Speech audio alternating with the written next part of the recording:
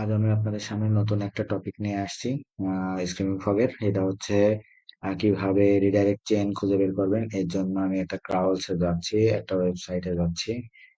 দেখি কিভাবে খুঁজে বের করা যায়। আসেন দেখি। আমি একটা ওয়েবসাইট খুঁজে বের করি। এই ওয়েবসাইটটা আমি ওপেন করলাম।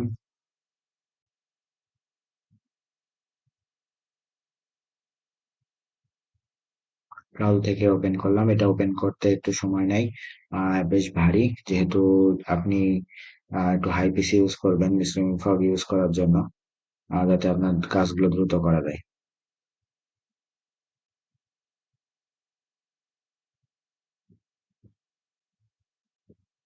সো আমাদের চলে আসছে। এখন দেখেন যে আমি এস্টিমেট করে দিলাম, রেসপন্স কোডে যাচ্ছি। রেসপন্স কোডে যে আমি ইন্টারনালে গেলাম, ইন্টারনালে যে দেখেন রিডাইরেক্ট চেন আছে। সো ইন্টারনাল রিডাইরেকশন আমি 301-এ ক্লিক করলাম। দেখেন এখানে অনেকগুলা 301 আছে। এইবার আমি দেখেন যে আমি আউটলিঙ্কসে ক্লিক করলাম। আউটলিঙ্কসে ক্লিক করলাম। এবার দেখেন যে আমি প্রথমটাতে ক্লিক করছি। সো প্রথমটা রিডাইরেকশন হয়েছে কিন্তু হোম পেজে দেখেন। তারপরে এটা দেখেন, এইটা রিডাইরেকশন হয়েছে এই পেজে। এরপরে এইচটিটিপি রিডাইরেক্ট দেখতে পাচ্ছেন সবাই।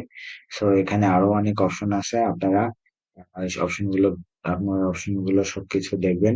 আপনারা এক্সপোর্ট করার সুবিধাটাও এখান থেকে পাবেন। আপনারা এমনকি সার্চ করার অপশন এখান থেকেও পাবেন, এখানেও পাবেন আপনারা সার্চ করার অপশন।